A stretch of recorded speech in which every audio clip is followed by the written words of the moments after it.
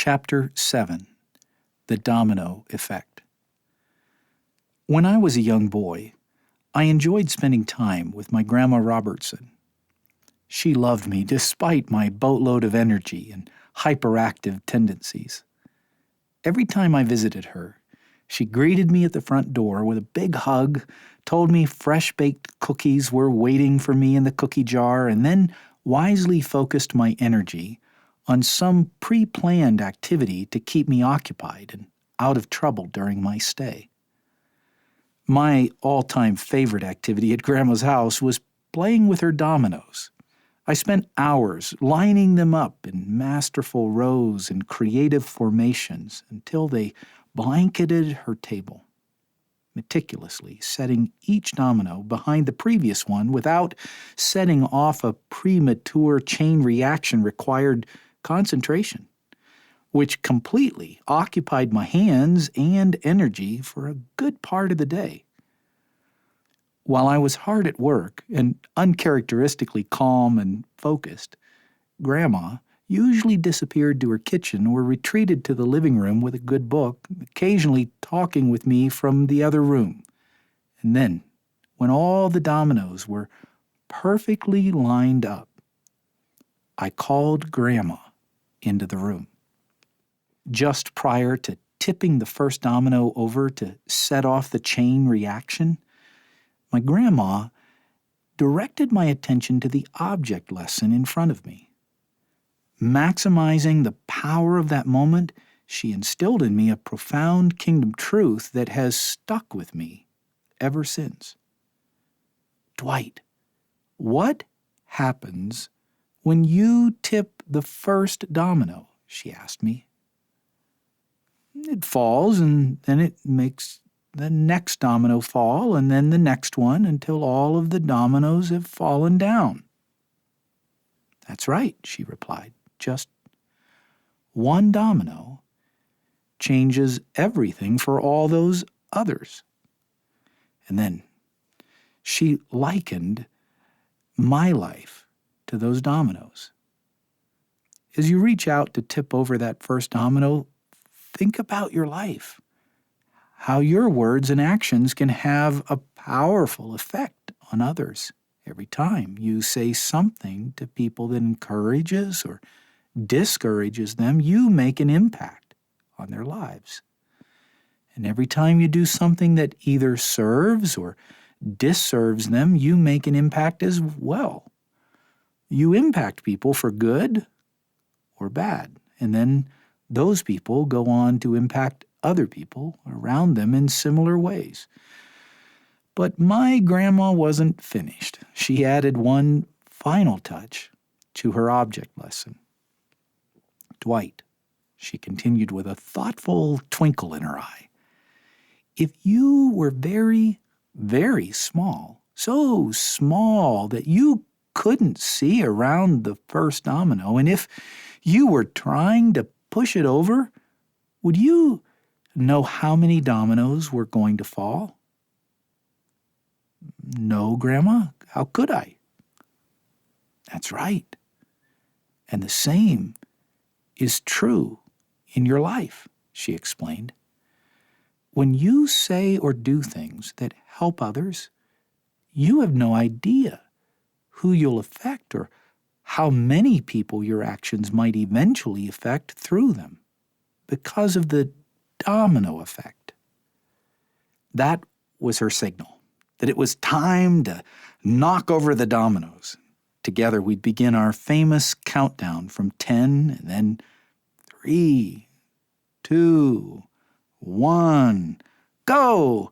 I tipped the first domino and watched the rest of them fall one at a time, each one impacted because I intentionally touched just one. The power of that object lesson still resonates deep within me. All my life, I've passionately believed that God calls every follower of Jesus to give a kingdom tip to the domino in front of them. Our words and actions cause a consequential and exponential impact on the lives of others around us. I once read that the most inhibited person will influence at least 10,000 people in the course of his or her lifetime. Most of us will influence far more people than that because of the domino effect. Even the most shy and inhibited person has the capacity to change the lives of countless thousands of people. Though we seldom see past the domino in front of us, we can trust God to take our seemingly inconsequential actions of obedience, spiritually prompted prayers, inspired words, and individual encounters to make a much wider impact over time than we could ever imagine. Following your leader. Admit it. You feel your small acts of service are futile in light of the many needs around the world. How can you affect the global AIDS epidemic or poverty, even world evangelization? But consider this. If your small acts are futile, then so were the acts of Jesus. Jesus explained why such the vast need in the world existed when he said, "The harvest is plentiful, but the laborers are few." Yet, for the most part, Jesus didn't try to reach the masses all at once. He always focused on the person directly in front of him, performing single acts of service and changing one life at a time. He trusted in the domino effect. Think about it.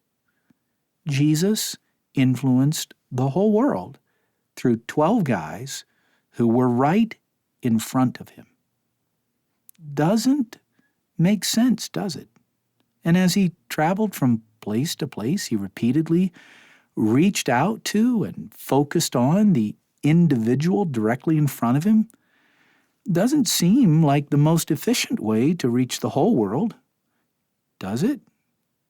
Yet his approach proved to be powerful and effective, and eventually many were significantly impacted.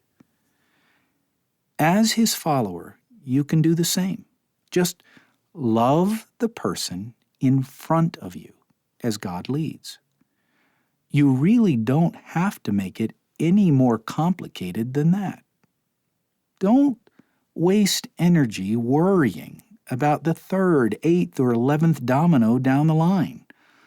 All you need to focus on is tipping whatever one domino God has placed in front of you. So let's be honest. Why don't we, more frequently and fully, love the one in front of us? Perhaps we should ask ourselves these questions. Do I doubt God's capacity to set a powerful domino effect in motion from my smallest efforts? Am I hungering for a more prestigious or dramatic approach than my average everyday life seems to provide? Do I forget the model that Jesus repeatedly exemplified of focusing on the one person in front of me? Do I lose momentum deliberating about what to do next instead of trusting God to show me how to focus on the individual in front of me? Am I waiting for the perfect formula to tell me what to say or do before I act? You don't have to wait until all your dominoes are lined up and all your questions are answered before touching the person in front of you. You don't even need to have the perfect approach all figured out. Every heart has multiple entry points. Just look at the different ways Jesus responded to people's needs. Jesus didn't live by a formula for in-the-moment acts of love. He saw the need, engaged their hearts, and compassionately reach toward each person and situation differently. Let love lead the way.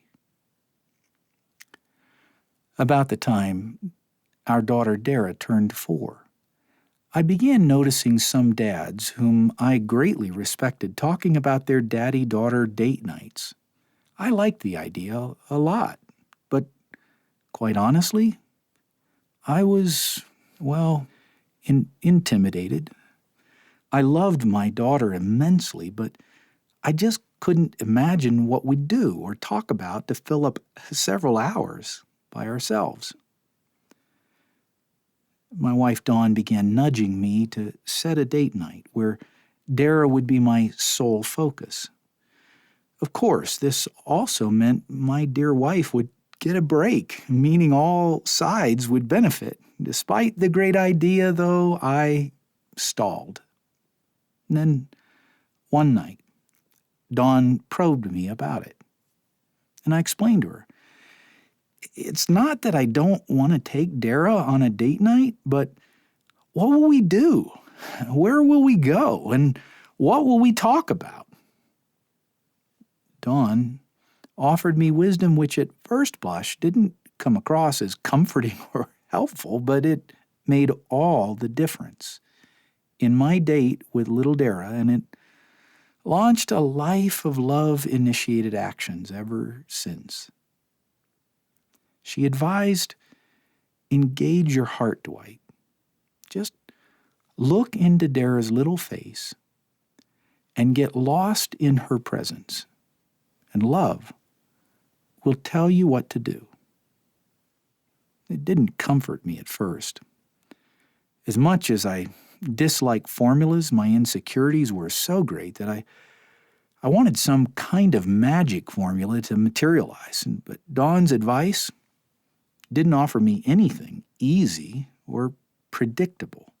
Besides, how would I know when love was telling me what to do? The historic night of our date arrived, and I fastened my daughter's seatbelt and climbed into our Jeep. As we drove away, I asked God to give me favor with my daughter.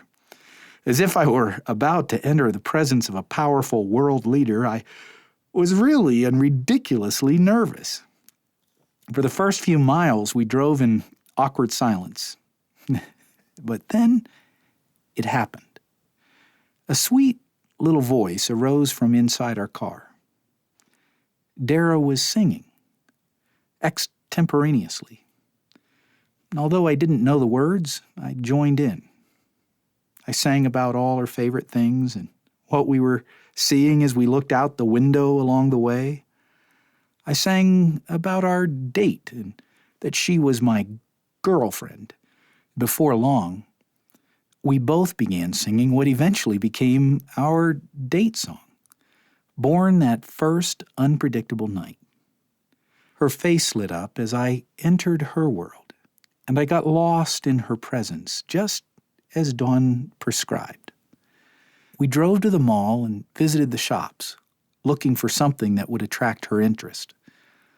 Our first stop was a pet store where Dara wanted to pet a puppy. And the store attendant took the puppy out of its cage and let us play with it on the floor, and we were there for nearly an hour. From time to time, I looked into her face and saw her overwhelming joy with our simple pleasure, and once again I got lost in her presence. Next, we found a toy store, and she wanted to go in.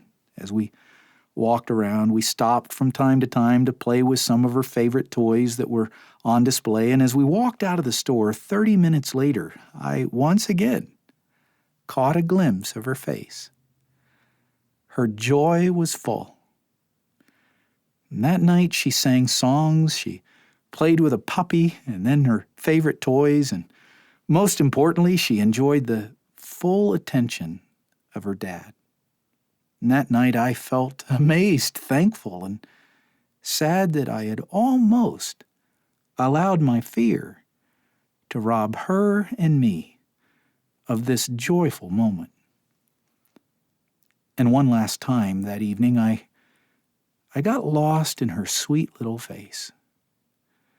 I learned that night how easy it is to allow fear and self-consciousness to rob us of blessing others and being blessed ourselves. We must get over ourselves. All we have to do is love the person in front of us. Yes, there will be times when we do something that's awkward and maybe even stupid, but it won't be nearly as stupid as not doing anything at all. And yes, there will be awkward moments of silence when we search for the right thing to say, but it won't be nearly as bad as the silence of not saying anything at all. Loving the one in front of you can be scary, but it's what you were made to do. Just engage your heart and look into their faces, then get lost there. Love will tell you what to do, and the domino effect of allowing God to love through you will change not just one life, but infinitely many.